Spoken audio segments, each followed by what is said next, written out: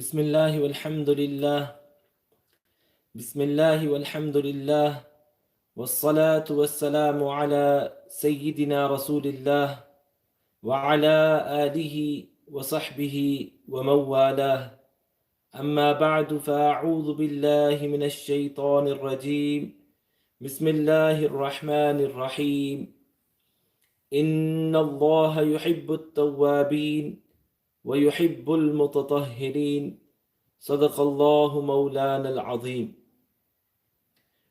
اللهم صل على سيدنا ومولانا محمد وعلى آل سيدنا ومولانا محمد صلاة دائمة مقبولة تؤدي بها عنا حقه العظيم.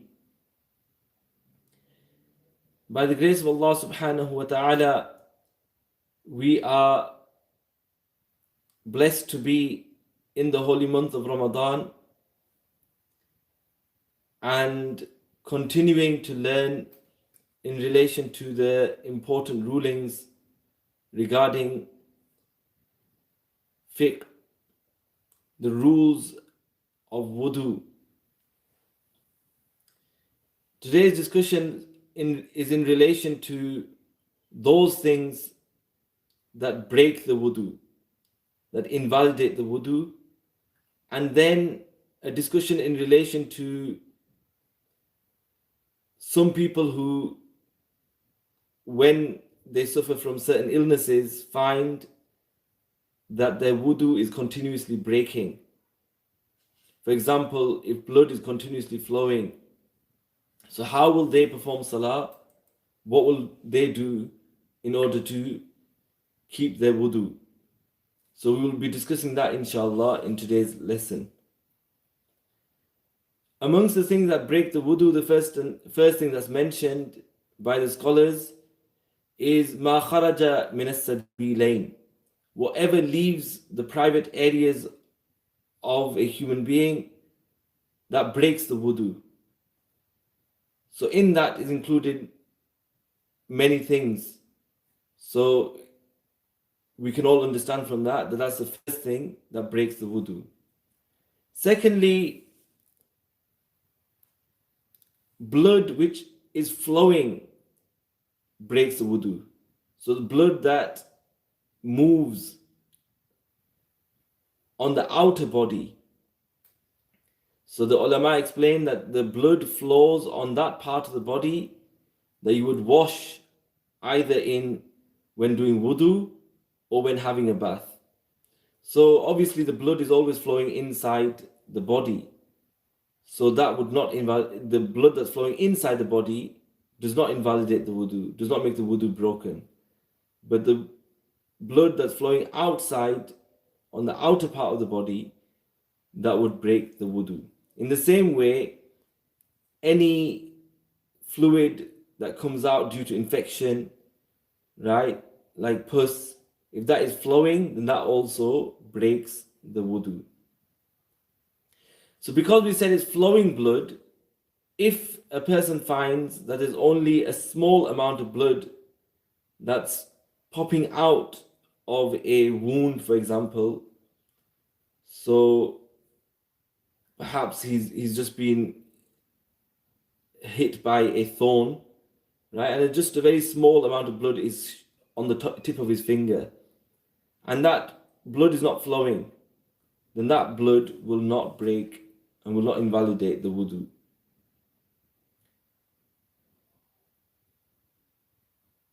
An example of when the blood is flowing inside the body and doesn't flow onto an outer part of the body that would be washed in wudu or ghusl is, for example, if there's flowing blood in the eye. So inside the eyeball, if you see blood flowing, then that will not invalidate the wudu because it hasn't come out onto the external part of the body.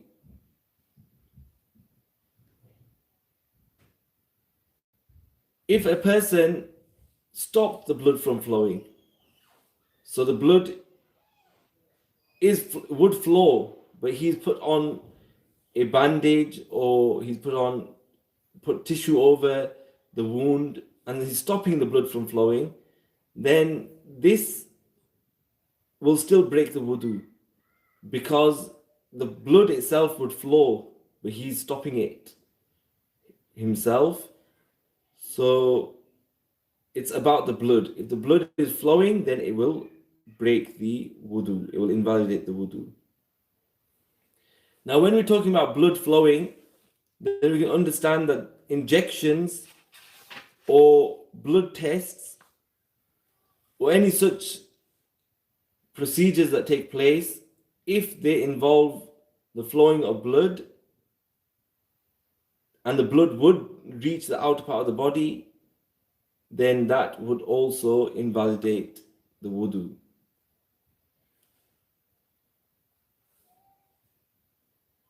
Another thing that breaks the wudu is if a person has an infection in the eye and tears flow because of that infection.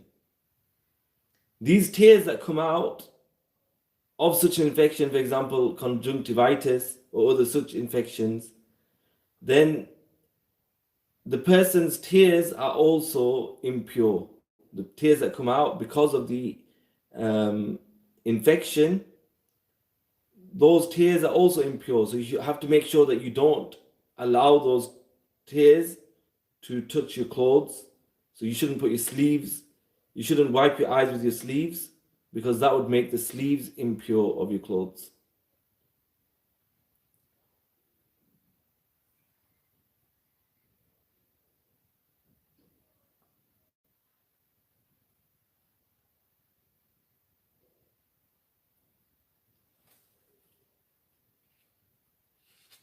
A point that's mentioned within the works of the scholars is that anything that would invalidate the wudu is impure. So whatever comes out of the body and it causes the wudu to break, then that is impure. So you can understand that the blood as well, the flowing blood, is also something that's impure, and you have to keep the clothes safe from that. And in the same way, vomiting. If a person vomits food or water, a mouthful, then that invalidates the wudu. Now, what does it mean by mouthful? We had a discussion in relation to this last week when we were discussing the fiqh of Ramadan.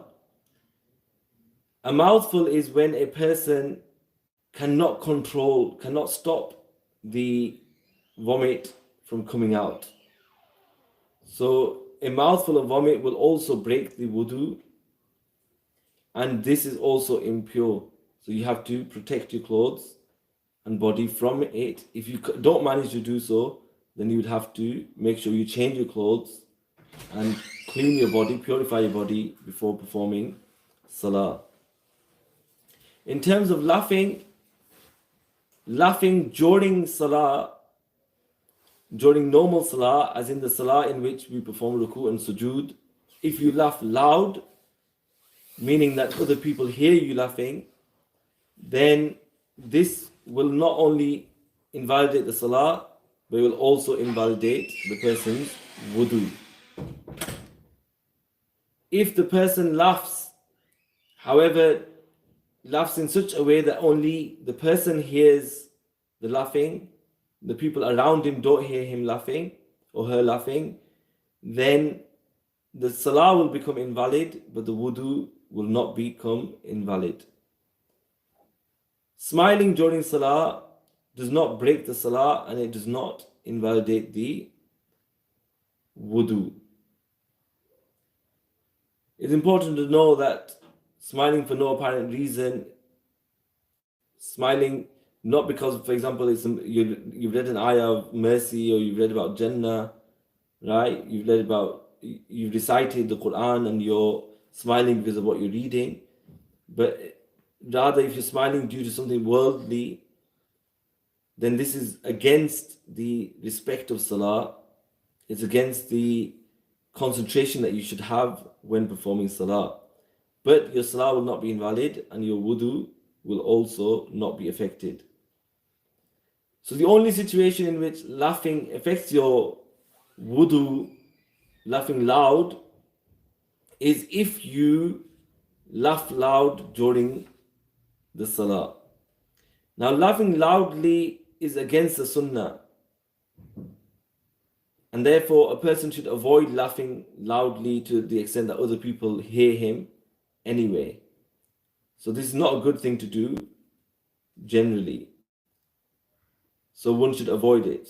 And the Quran says, فَلْيَضْحَكُوا قَلِيلًا وَلْيَبْكُوا كَثِيرًا. They should laugh less and they should cry more. Although this is specifically in relation to the hypocrites in those verses.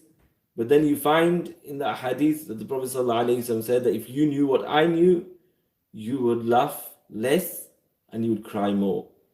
So, but laughing loud is a sign of ghafla, is a sign of heedlessness, and one shouldn't do that generally anyway. And that's why it's a good thing that if you laugh loud, that you do wudu, outside of salah. So if you generally laugh loud, it's a good thing for you to do wudu, but it's not necessary. The only situation when it becomes necessary is if it's done during the salah. Because it's mentioned that it's laughing loud only breaks the salah if it's a salah in which there is ruku and sujood, then those salahs in which there is not ruku and sujood, for example, the janazah, the salah would not become invalid. Except, of course, we don't know which sane person would laugh loud during a janazah. Allah subhanahu wa ta'ala forbid.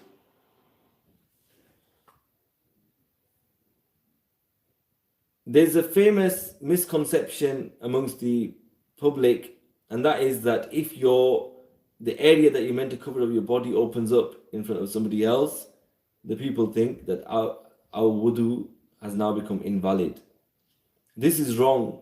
Wudu is not invalid by this happening. However, it is a sin for you to open up the area that you're meant to cover of your body in front of others. Now that area is from the navel, from the belly button, from below the belly button for the males, till the knees and including the knees. And it's necessary for them to cover these from other people at all times. So now during the summer months, during the time when it's hot, many brothers are opening up their knees. They are wearing shorts, for example. They're showing their knees is haram. This is a sin. They should cover their knees. Right? So for example, if they're wearing 3/4 rather than shorts, then this will save them from sin. Just as it is a sin generally, it also, if it opens up during salah, it invalidates the salah. Now, unfortunately, many people do not take care when performing salah about whether their sitter is covered. And it's important for them to look into this and make sure that they are covering their body properly, that when they're going into sajda, their body is not becoming uncovered.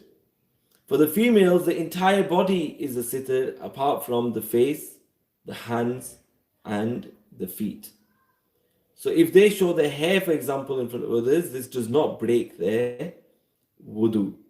However, if they show their hair to those who they are not allowed to within Sharia, then this is a sin.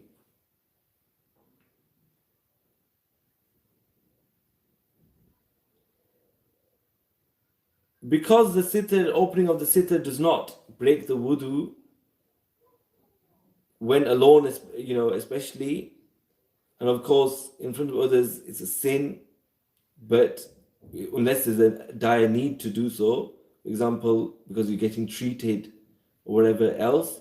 But apart from that, showing your sitter is haram, but because it does not invalidate the wudu, if a person is performing ghusl, if a person is having a bath, then and he washes the entire body, and she washes the entire body, then the wudu is also done. Now, if the sitter is open, that does not affect the wudu. So you will recall what the fara'id of wudu are. Now, like I said in the first session about the fiqh of wudu, that the ideal situation to teach the fiqh is when we're in a classroom atmosphere where you can ask questions if you're confused, and we can recap and make sure that you're understanding each point. But the good point here is that you can go back and listen again to each point and make notes whilst you're listening. Then afterwards also you can go back and look at the points that you may have missed or may need to listen to again after the session. So the wudu that is done during ghusl, meaning what led me to this point was that the 4 fard of wudu, washing the face, washing the hands, including the arms, till the elbows, including the elbows, wiping a quarter of the head, and washing both feet. This is entirely done within the ghusl. So when this is done, the fard is complete.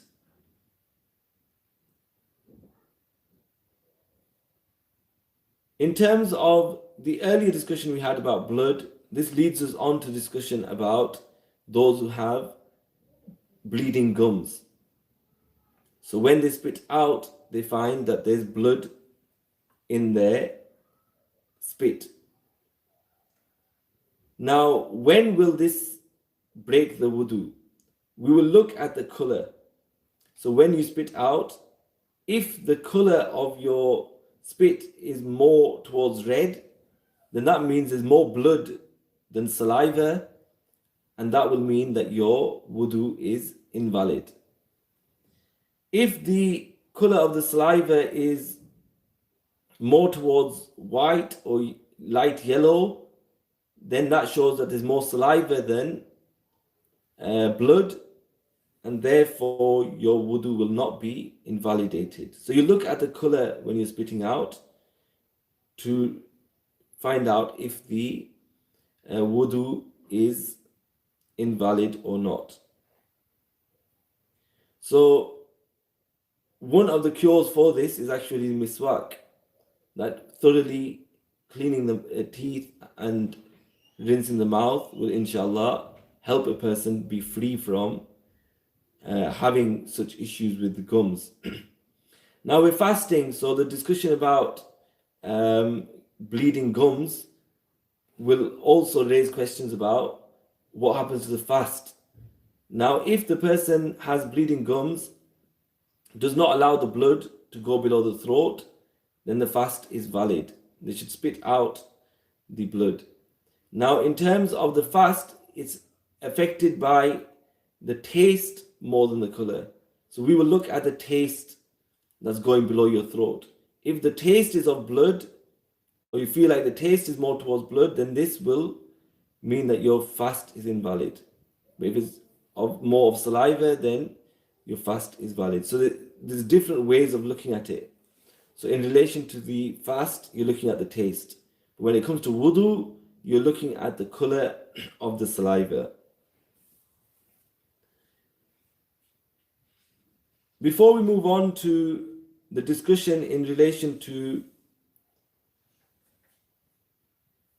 the certain illnesses that affect people and make them wonder how they will manage to do wudu and perform salah, we have 2 more points to discuss in relation to invalidation of wudu becoming broken.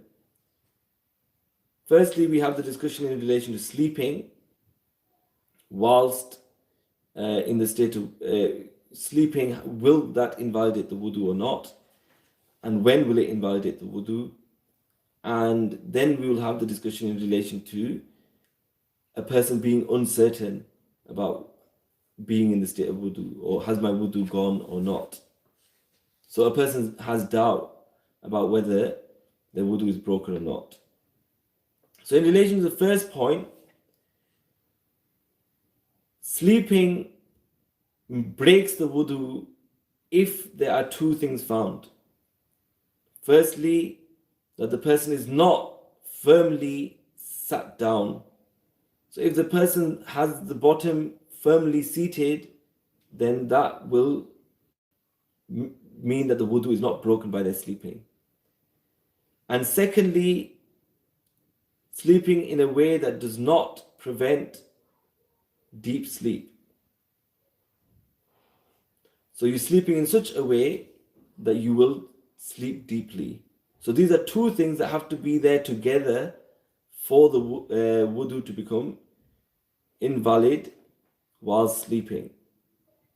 So if a person sat down on a chair and has his bottom firmly on the chair, then that person's wudu will not be invalidated. In the same way, if a person is sat like you would sit during salah and they fall asleep while sitting down in that way, the wudu is not invalidated because of the fact that they're sitting in such a way that they're not entirely gone. They are not entirely unconscious, and they're aware. They still have a certain amount of awareness, and therefore their wudu is not invalid. If a person sleeps while standing up, this will also not invalidate the salah. And if a person falls asleep during ruku in salah whilst bowing down, then that will also not invalidate the wudu. If the men perform the sajda in the correct way, as in the sunnah method for men, which is that the stomach and the thighs are separate and the arms are separate to the sides, then that person, if he falls asleep in sajda, his wudu will not be invalidated.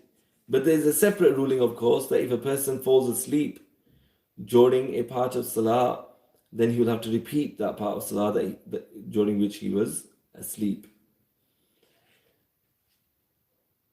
So in terms of what situation would a person be sleeping that their wudu would be invalid? If the person is sleeping on their back, lying down, if somebody is sleeping on their belly with the stomach down, and we have to remember that this way of sleeping upside down with the stomach down is condemned within the hadith. It's described as the way of the people of Jahannam, the sleeping of the people of the fire. So one should try their best to avoid sleeping with the stomach down. But if one did sleep like that, the wudu would become invalid. If you're sleeping on your side, then also your wudu will become invalid.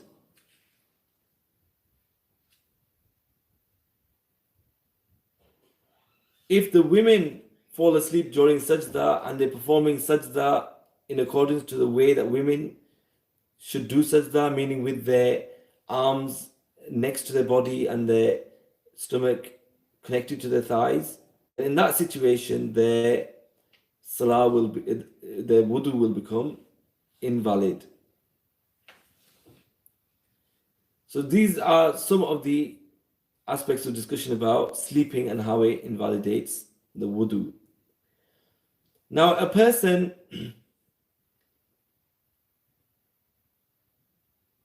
during wudu has a doubt whether they washed a particular part of the body or not. If it's the first time that this has happened in their life, then they should wash that body part that they have doubt about. And if this doubt is coming continuously, then you should ignore it, because it is a waswasa from the shaitan. Now, a person's done wudu, so this is the first point about the body parts. You washed all your body parts, but then afterwards you have doubt. Did I wash that body part or not? Then the person, if it's the first time it's happened, you just wash the body part.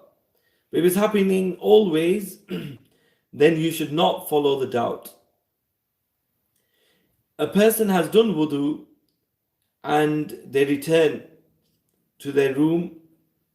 Now, when they're in their room, they're sure that they've done the wudu, but they're not sure whether their wudu has become invalid or not. Then they should realize that they are still in the state of wudu.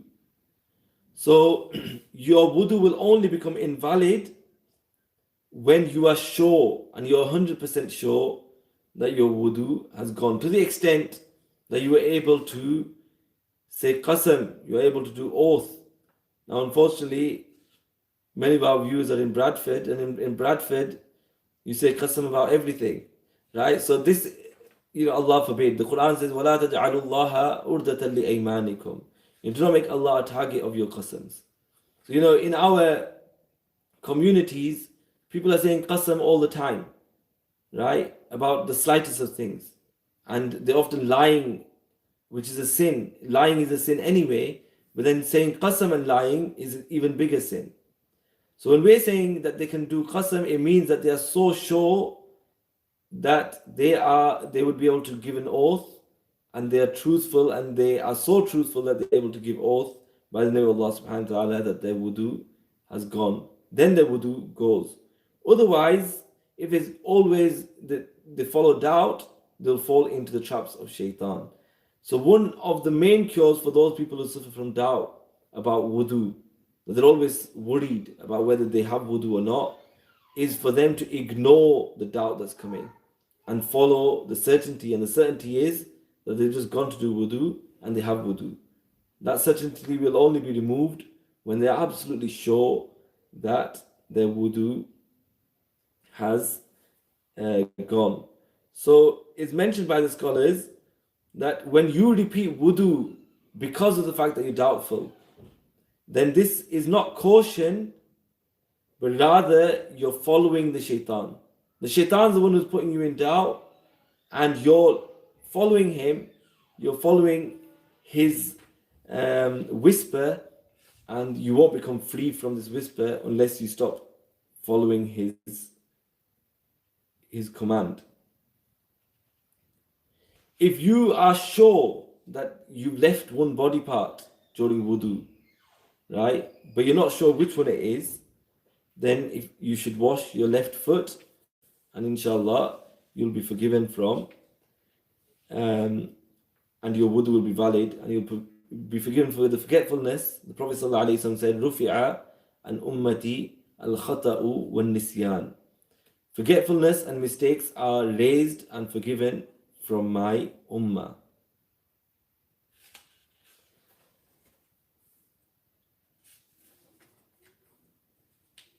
Now, some people find this is the second part to our discussion. So the first part was about what invalidates the wudu. But the second part to our discussion today is in relation to those people who find that they are suffering from an illness due to which one of the things that breaks the wudu is affecting them throughout the salah time. So, for example, a person has an illness. The example of the eye is one that the person, Allahumma salli ala Sayyidina Muhammad, the person has an illness in the eye due to which the tears are flowing. So, for example, he has an infection, conjunctivitis, and tears are flowing from the eye. Then that person is finding that these tears are not stopping. Throughout the salah time, the tears are flowing. This is just one example. Otherwise, the same can be applied to all those things that break the wudu. Some people suffer from issues with drops of urine continuously flowing. Allah subhanahu wa ta'ala protect, and Allah subhanahu wa ta'ala grant them shifa. So if somebody has this, how will they perform salah? How will they perform wudu? So the situation is that they come under a category of people known as ma'dhur. And ma'dhur means they are excused. They have a valid reason due to which they have a different ruling. In order to come under this category of people, in order to become ma'dhur, the situation is that firstly, the illness has to be such that an entire salah time passes, but the person does not have the ability to do wudu and perform the fard salah, fard rakats, without this illness being there, without the effect of this illness being there. So for example, the example we gave about the eye, the person's tears are flowing continuously. He does not have the chance to complete wudu and stand for the 4 rakat fard of Dhuhr, for example. He does not have that chance without the tears flowing. So what this person will then do is, he will do wudu, and the tears that are flowing will not invalidate the salah, the wudu. The tears that flow from the eye will not invalidate the wudu because they're continuously flowing. But when the time of salah finishes, his wudu will become invalid, or her wudu will become invalid, and they will have to do wudu again for the next salah. So the example that was given was of Zuhr. So at the time of Zuhr, the person found that throughout the time of Zuhr, there was not a chance for them to perform wudu and to perform the fard rakats without the tears flowing. Now when Zuhr time finishes, they will do wudu and perform Zuhr. Now when Zuhr time finishes, their wudu will become invalid because of the tears flowing, and they will have to do wudu again for Asr. Now, for the uzr, for the person to become ma'dhur,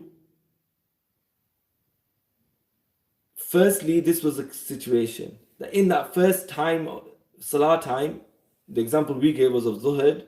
During that salah time, there was not a moment in which he could do wudu and perform fard. Now, after that time's passed, now when it comes to Asr and Maghrib and Isha, in them, so long as that illness comes once during that salah time, that person continues to remain ma'dhur. He will be free now from being ma'dhur only when an entire salah time passes without that issue coming. So when the tears stop flowing throughout a salah time, for example, the Zuhr of the next day, he finds that a drop did not come out even once, then he will now no longer be ma'dhur. And therefore, as soon as a tear comes out next time, due to the illness, then his wudu will become invalid. Now, the person who's ma'dhur in this way, so whether it's the blood flowing continuously, or whether it's the tears, or whether it's other issues, it'll only be that one issue that doesn't invalidate the wudu during the salah time. So if something else occurs, then that, for example, the person who has the tears issue with the infectious eye, that person, if blood flows, then his wudu will become invalid because of blood flowing. So other reasons will still cause the wudu to become invalid.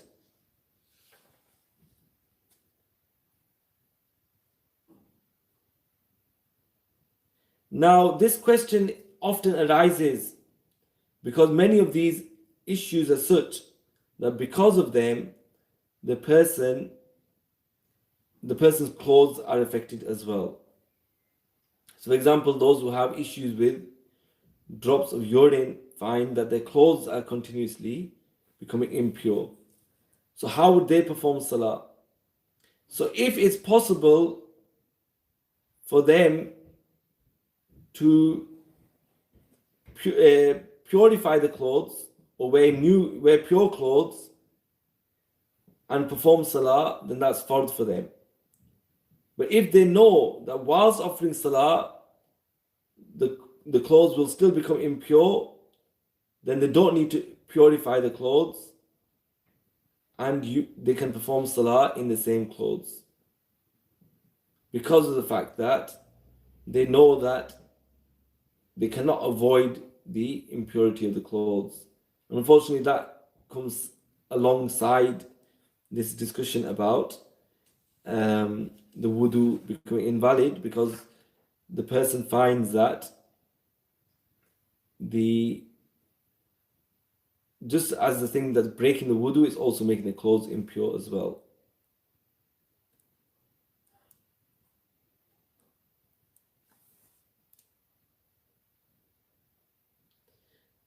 Some final points in relation to wudu are that just as sleeping invalidates the wudu, if a person falls unconscious, they lose consciousness, their wudu will also become invalid.